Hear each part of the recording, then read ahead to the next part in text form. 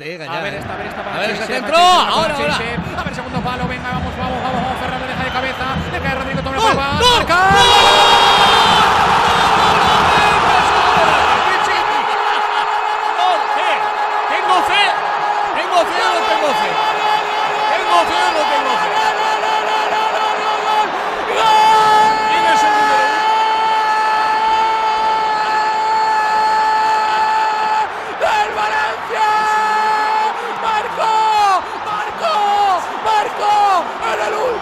En el último suspiro, marcó el cráter, el que no vale, el que no tiene hueco en el Valencia, el que no quiere nadie. Marcó Piccini, marcó el Valencia.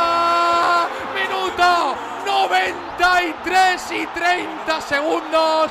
Marca el Valencia, marca Cristiano Piccini. Mestalla ruge. Valencia 2, Huesca 1. Marcó el cráter, marcó Piccini.